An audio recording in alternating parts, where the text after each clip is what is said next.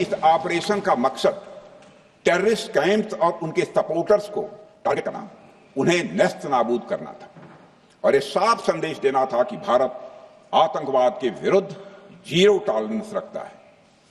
भारत ने कार्रवाई इसलिए रोकी क्योंकि कॉन्फ्लिक्ट के पहले और उसके दौरान जो भी पॉलिटिकल और मिलिट्री ऑब्जेक्टिव्स तय किए गए थे उसे हम पूरी तरह से हासिल कर चुके थे।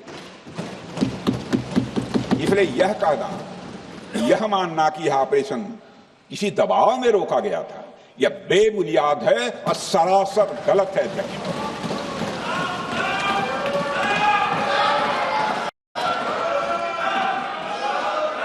मैं सदन को फिर से आश्वस्त करना चाहता हूं, अपने राजनैतिक जीवन में अध्यक्ष महोदय, मैं आपके माध्यम से सदन को आश्वस्त करना चाहता हूं, अपने राजनीतिक जीवन में जानबूझकर कभी भी असत्य न बोलूं, इसकी भरपूर कोशिश की है मैंने, चाहे सदन हो अथवा सदन के बाहर। अध्यक्ष महोदय, मैं आपके माध्यम से सदन को यह भी अवगत कराना चाहता हूं,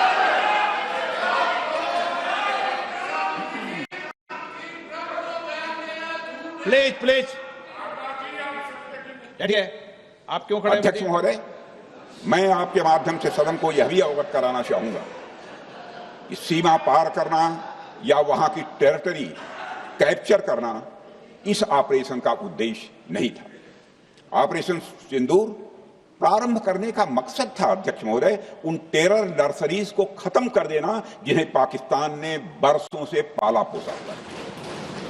और यह ऑपरेशन उन मासूम परिवारों को न्याय दिलाने के लिए लॉन्च किया गया था जिन्होंने पाक स्पॉन्सर्ड टेररिस्ट अटैक्स में अपने प्रियजनों को खोया था।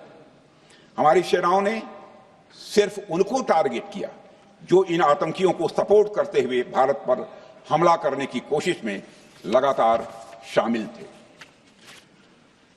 अध्यक्ष महोदय, ऑपरेशन सिंदूर का ओवरऑल पॉलिटिको मिलिट्री ऑब्जेक्टिव यह था कि आतंकवाद के रूप में प्रॉक्सी वार लड़ रहे पाकिस्तान को सजा दी जाए और इसी वजह से आर्म फोर्सेज को पूरी आजादी दी गई थी कि वे अपने टारगेट खुद चुने और करारा जवाब दें। और इस ऑपरेशन का उद्देश्य कोई भी युद्ध छेड़ना नहीं था, बल्कि फोर्स के डिमॉन्स्ट्रेटिव यूज से एडवर्सरी को झुकने के लिए मजबूर करना था। हमारी सेनाओं द्वारा की गई वेल कोऑर्डिनेटेड स्ट्राइक्स ने 9 टेररिस्ट इंफ्रास्ट्रक्चर टारगेट्स को प्रिसीजन के साथ, सटीकता के साथ हिट किया और इस सैन्य कार्रवाई में एक अनुमान के अनुसार 100 से अधिक आतंकवादी, मैं बहुत संभल कर बोल रहा हूं अध्यक्ष महोदय, हमारी फिगर गलत ना होने पाए, फिगर इससे बहुत अधिक है, 100 से अधिक आतंकवादी, उनके ट्रेनर, उनके प्रशिक्षक, उनके हैंडलर, लश्कर-ए तोयबा और हिजबुल मुजाहिदीन जैसे आतंकवादी संगठनों से संबंधित थे। ये वही आतंकी संगठन हैं जिन्होंने पाकिस्तान की सेना और ISI का जिन्हें खुला समर्थन प्राप्त है। अध्यक्ष महोदय, 7 मई 2025 को रात्रि 1:05 भारतीय सशस्त्र बलों ने ऑपरेशन सिंदूर प्रारंभ किया, जिसमें पाकिस्तान और पाक ऑक्युपाइड कश्मीर में भारत के खिलाफ आतंकी गतिविधियों से जुड़े 9 स्थानों को निशाना बनाया गया।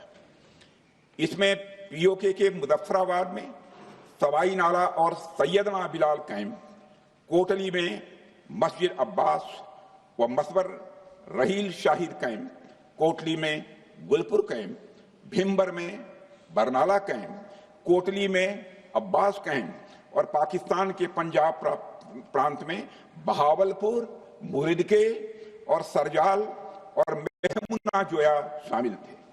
इनमें से 7 आतंकी शिविरों को भारतीय सेना ने पूरी तरह से नष्ट कर दिया। पूरा ऑपरेशन मात्र अध्यक्ष महोदय जानकर पूरे सदन को प्रसन्नता होगी कि विदिन 22 मिनट्स पूरा ऑपरेशन समाप्त हो गया। और हमने आतंकवादियों को उनके घर में घुसकर मारा। सशस्त्र बलों ने हमारी माताओं और बहनों के सिंदूर का बदला लिया और प्रत्येक भारतीय इस भावना से ओतप्रोत हो गया। अध्यक्ष महोदय, मैं चाहूंगा कि पूरा सदन एक बार हमारे सेना के बहादुर जवानों के शौर्य और पराक्रम का अभिनंदन करें। अध्यक्ष महोदय, भारतीय वायुसेना के जबरदस्त हमलों, नियंत्रण रेखा पर थल सेना की मजबूत जवाबी कार्रवाई और नौसेना के हमलों के डर ने पाकिस्तान को झुकने के लिए मजबूर कर दिया। अध्यक्ष महोदय, और पाकिस्तान की हार उनकी एक सामान्य विफलता नहीं थी, बल्कि यह उसके सैन्य बल और मनोबल या दोनों की एक हार थी। 10 मई को पाकिस्तान के डीजीएमओ ने भारत के डीजीएमओ से संपर्क किया और सैन्य कार्रवाइयों को रोकने की अपील की। मैं सदन में यह बात फिर से दोहराना चाहूंगा कि पाकिस्तान के डीजीएमओ ने भारत के डीजीएमओ से संपर्क किया और सैन्य कार्रवाइयों को रोकने की अपील की। 12 मई को दोनों देशों के डीजीएमओ के बीच औपचारिक संवाद हुआ और दोनों पक्षों ने सैन्य कार्रवाइयों पर विराम लगाने का निर्णय लिया।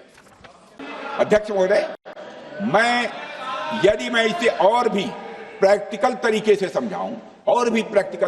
समझाऊं तो किसी भी परीक्षा के परिणाम में रिजल्ट मैटर करता है। यदि किसी परीक्षा में कोई बच्चा अच्छे मार्क्स लेकर आ रहा है तो हमारे लिए उसके मार्क्स मैटर करने चाहिए। हमें इस बात का ध्यान नहीं रखना चाहिए कि एग्जाम के दौरान उसकी पेंसिल टूट गई थी या उसकी पेन खो गई।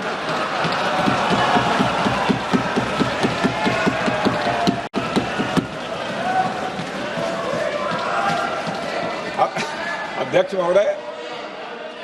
महोदय, अल्टीमेटली रिजल्ट मैटर करता है और रिजल्ट यह है, अध्यक्ष महोदय, अल्टीमेटली रिजल्ट मैटर करता है और रिजल्ट यह है अध्यक्ष महोदय कि ऑपरेशन सिंदूर के दौरान हमारी सेनाओं ने जो लक्ष्य निर्धारित किया था उन लक्ष्यों को पूर्ण रूप से प्राप्त करने में हमने कामयाबी हासिल की। पूरा विश्व जानता है कि पूर्व प्रधानमंत्री से अटल बिहारी वाजपेयी जी ने शांति का संदेश लेकर 1999 में लाहौर बस यात्रा की थी। वह सिर्फ एक यात्रा नहीं थी, वह यात्रा भारत की संस्कृति और शांति की प्रतीक थी। यह हमारे भारत की प्रकृति थी। लाहौर पहुंचकर से अटल बिहारी वाजपेयी जी ने मीनारे पाकिस्तान पर विजिटर्स बुक में जो लिखा था, जिसका जिक्र लोग आज करते हैं, और उन्होंने लिखा था, उसकी मैं चर्चा करता हूं। उन्होंने लिखा था कि मीनारे पाकिस्तान से मैं पाकिस्तान की जनता को यह विश्वास दिलाना चाहता हूं कि भारत अस्थायी शांति और मित्रता का आकांक्षी है। मैंने पहले भी कहा है और फिर भी कहता हूं, एक स्थिर और समृद्ध पाकिस्तान भारत के हित में है, इसमें कोई संदेह नहीं होना चाहिए। अध्यक्ष महोदय, यह हमारी सोच थी, यह हमारी शांति की पहल थी। यह पहल हमारी हजारों साल पुरानी सांस्कृतिक चेतना, हमारी नैतिक शक्ति और हमारी सभ्यता के उन मूल्यों से निकली थी जो शांति को शक्ति मान। अध्यक्ष महोदय, लेकिन हमारे शांति के प्रयास को हमारी नाइटी, उदारता या सरलता समझ लिया गया। जब हम शांति के लिए कदम बढ़ा रहे थे, उसी वक्त पाकिस्तान कारगिल में घुसपैठ की साजिश रच रहा था। हम दोस्ती के राह पर थे तो वो षड्यंत्र की राह पर थे। जब हम मामला खुलकर सामने आया तो हमारे वीर सैनिकों ने इस घुसपैठ के खिलाफ कार्रवाई करना प्रारंभ किया और जब भारत की जीत सामने दिखाई दे रही थी तो पाकिस्तान ने परमाणु युद्ध की धमकी दे डाली। अध्यक्ष महोदय, तब हमारे प्रधानमंत्री, तत्कालीन प्रधानमंत्री आदरणीय अटल बिहारी वाजपेयी जी ने कहा था, पाक सेना के परमाणु हमले से भारत का तो कुछ नहीं बिगड़ेगा, लेकिन पाकिस्तान दूसरे दिन का सूरज नहीं देख पाएगा। आज हमारे प्रधानमंत्री मोदी जी के नेतृत्व में भारत वह देश नहीं रहा जो पहले था। Two-day doziers have been replaced by decisive action. Two-day doziers have been replaced by decisive action. आज भारत सहता नहीं है, भारत जवाब देता है। अध्यक्ष महोदय, आज भारत आतंक की जड़ तक जाता है और उसे उखाड़ फेंकने का सामर्थ्य रखता है। अध्यक्ष महोदय, मैं इस सदन को और देश की जनता को यह विश्वास दिलाना चाहता हूं कि हमारी सरकार, हमारी सेनाएं और हमारी लोकतांत्रिक संस्थाएं सब मिलकर, हम और ये सारे लोग सभी मिलकर देश की एकता, अखंडता और सुरक्षा के लिए जो भी कदम उठाना आवश्यक होगा वह कदम उठाएंगे और उसके प्रति हम पूरी तरह से कमिटेड हैं। अध्यक्ष महोदय, अंत में मैं केवल इतना ही कहना चाहता हूं, यह समय एकजुट होकर अपनी सुरक्षा, संप्रभुता और आत्मसम्मान की रक्षा के संकल्प को और अधिक मजबूत करने का है। हमें यह याद रखना होगा कि हमारी सामाजिक और राजनीतिक एकता ही यह हमारी सबसे बड़ी ताकत है। अध्यक्ष महोदय, आतंकवाद को समर्थन देने वालों को यह स्पष्ट संदेश चला गया है कि भारत अपनी मातृभूमि की रक्षा के लिए पूरी तरह से संकल्पबद्ध है। आइए हम सभी दलगत भाव से ऊपर उठकर संगच्छध्वम संगवरध्वम के मंत्र से प्रेरणा लेकर एक साथ खड़े हो जाएं और हम इस राष्ट्रीय संकल्प को मजबूत करें। यही हम सबका राष्ट्रीय दायित्व है। पाक द्वारा ये हमले 7 मई 25 से लगातार चले और 10 मई 2025 को रात लगभग 1:30 पर पाकिस्तान ने बड़े पैमाने पर भारत के ऊपर मिसाइल, ड्रोन, रॉकेट और अन्य लॉन्ग रेंज वेपन्स का इस्तेमाल किया। इसके साथ साथ उन्होंने इलेक्ट्रॉनिक वॉरफेयर से जुड़ी टेक्नोलॉजीज का भी सहारा लिया। अध्यक्ष महोदय, उनके निशाने पर हमारे भारतीय वायुसेना के अड्डे, थल सेना के एम्यूनिशन डिपोज, हवाई अड्डे और मिलिट्री कैंट थे। अध्यक्ष महोदय, यह कहते हुए मुझे गौरव की अनुभूति हो रही है कि हमारे air defence system, counter drone system और इलेक्ट्रॉनिक इक्विपमेंट्स ने पाकिस्तान के इस हमले को पूरी तरह से नाकाम कर दिया। पाकिस्तान हमारे किसी भी टारगेट को हिट नहीं कर पाया अध्यक्ष महोदय, और हमारे किसी भी इंपॉर्टेंट एसेट को नुकसान नहीं हुआ है। अध्यक्ष महोदय, कभी कभी हमारे प्रतिपक्ष के लोग यह पूछते रहे हैं कि हमारे कितने विमान गिरे। मुझे लगता है उनका यह प्रश्न हमारी राष्ट्रीय जनभावनाओं का सही से प्रतिनिधित्व नहीं कर रहा है। मुझे लगता है उन्होंने एक बार भी हमसे यह नहीं पूछा कि हमारी सेनाओं ने दुश्मन के कितने विमान मार गिराए।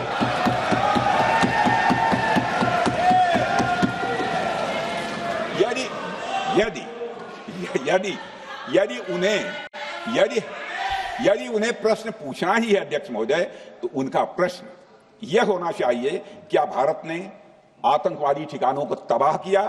तो उसका उत्तर है हाँ।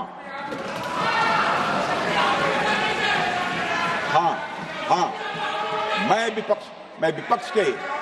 विपक्ष के सम्मानित साथियों से कहना चाहता हूं कि आपको प्रश्न पूछना है तो यह प्रश्न पूछिए, क्या ऑपरेशन सिंदूर सफल रहा? तो उसका उत्तर है हाँ।